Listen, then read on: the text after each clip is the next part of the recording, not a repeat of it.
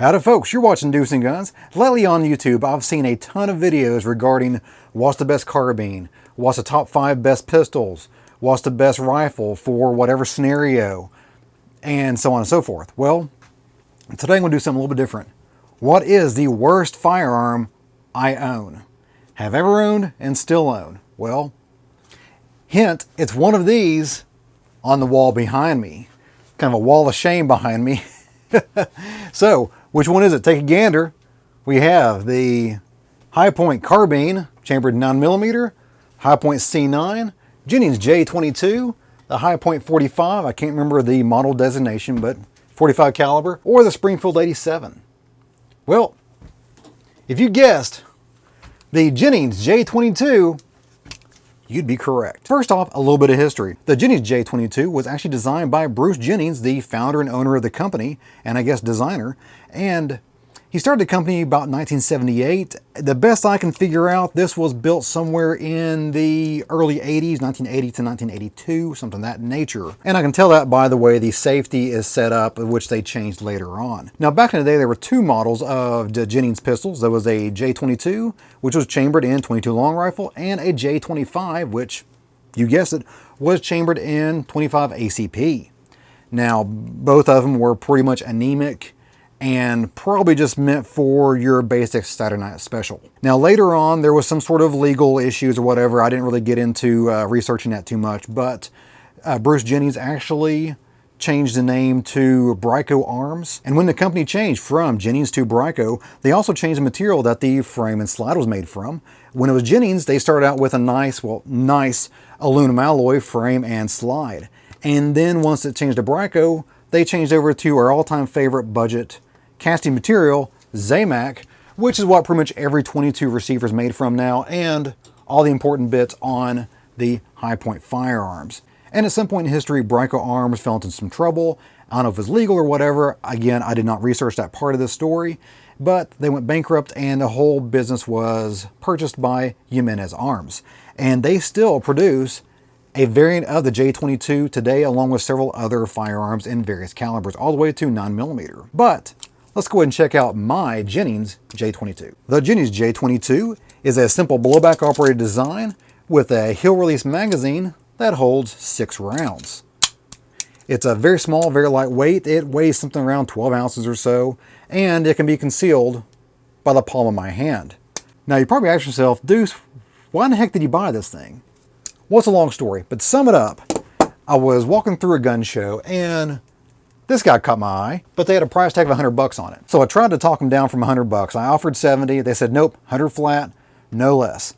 So, all right, well, you gotta meet me somewhere. You gotta make me feel like I got a deal. So the guy who owned this also said, you know what? What if I throw in a .22 pistol? And my answer was, sir, you have my attention.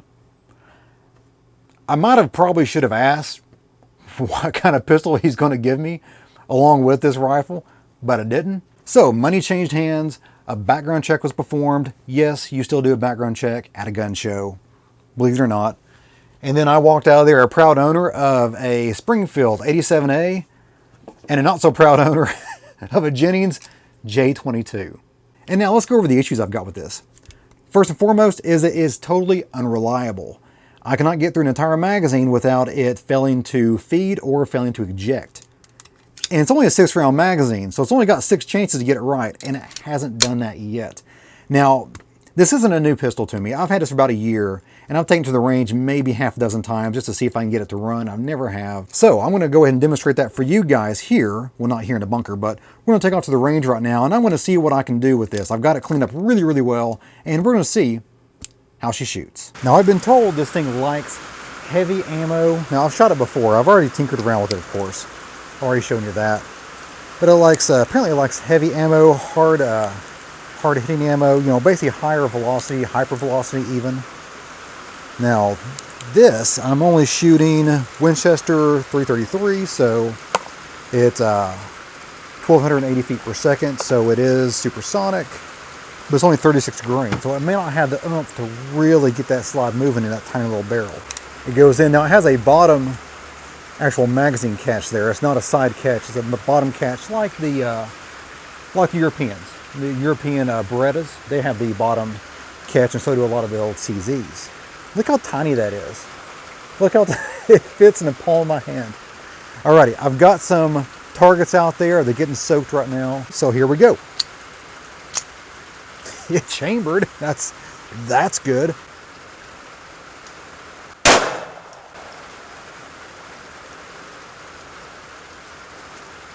And nothing. Okay. Fill the feed. Eject the case.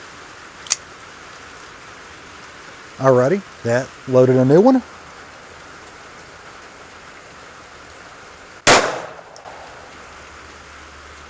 Almost. It almost got that one fed, as you can see. So a little tap, tap, tap, tap. Nope. Okay, here we go. There's the stuck case and round. Actually, it's a actual unfired round. And let's pull back the slide here. Oh, it stays in there. I expected to have problems. I really did. This is not my first rodeo with this pistol. There we go. All right, load up. There we go. All right.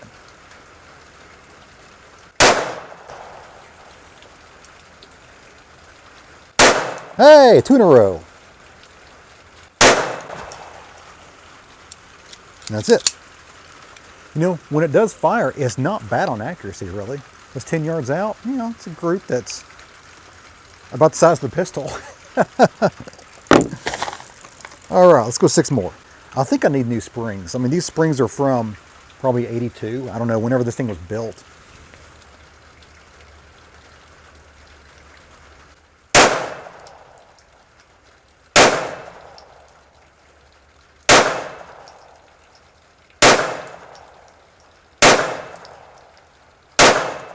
What? All 6. I got 6 rounds out of that. Without a failure of anything. Maybe this thing isn't as bad as I thought it was. No, no, it's still bad.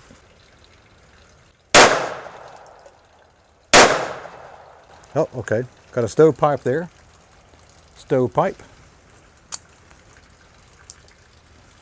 Did it chamber? Yeah, it still chambered next round though.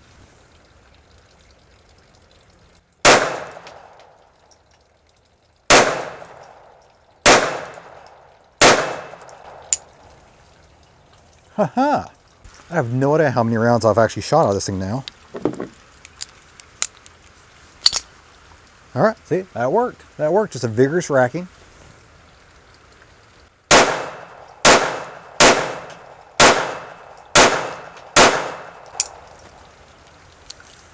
I keep on expecting to have a fail to feed, fail to eject or something of that nature because 6 rounds are over so quickly. It's fine. Shooting just fine. Maybe it just needs to be heated up some. That might be a problem. Okay, 6 rounds, rapid fire. View from the front. Look how my hand just completely envelops this thing.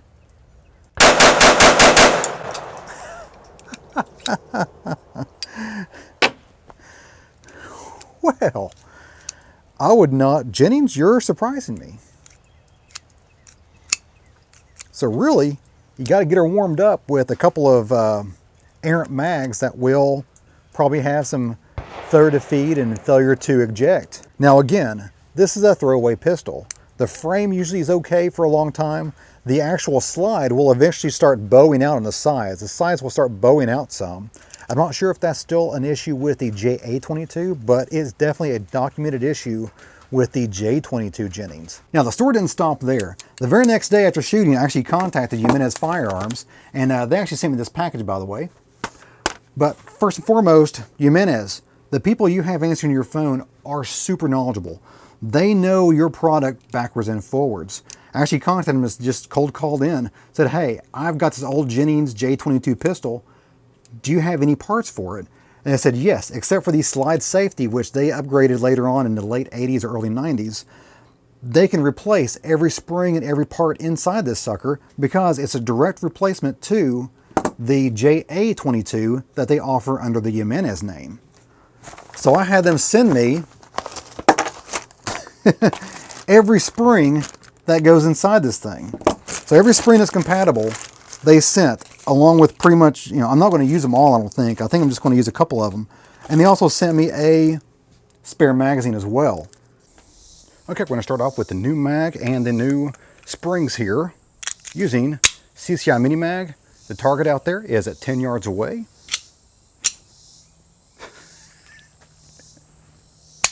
Are you kidding me? Okay, let's see how she runs.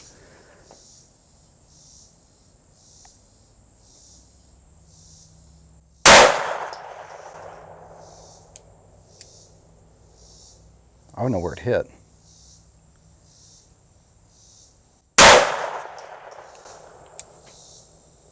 I think it always is shooting really high. There we go. Huh.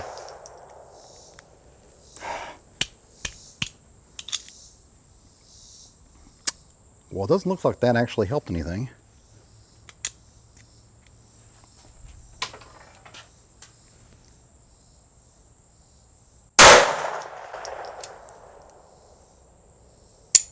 Okay. Well, let's see if it warms up to actually being reliable like last time. Now we're going to try browning here. Browning looked, I've never actually tried a bulk browning before. It does chamber. It still seems anemic though when it's chambering. I don't know. I'm not sure.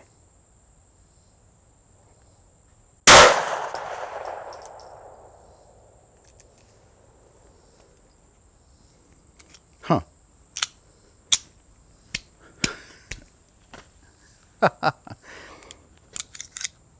Still. Okay, next up, Cci Stingers. If I can get it to function there. I'm not sure if these new springs helped or not.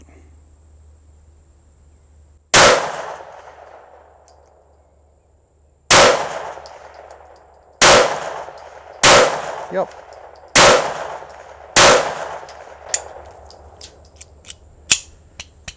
It's all in the ammo. That's it. It's all in the ammo. Regardless of brand new springs or not. You got to have hot ammo. Super hot ammo. Now, next up, Federal Spitfire. And I have to say, these are very accurate. Even though they're higher power, they're very accurate at range. I actually used them for my 200-yard distance shooting out of my Savage Mark II. Works really well. Let's see how they work. Still have problems with that first round chambering. Let's go ahead and move over to the next target.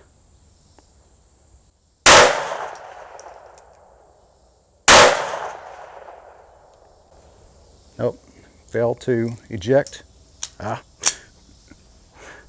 And feed.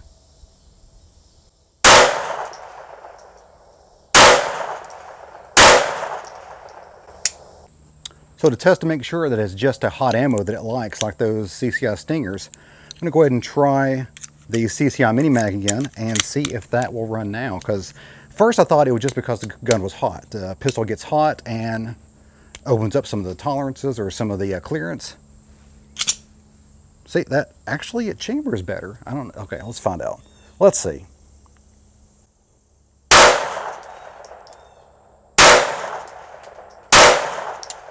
Oh.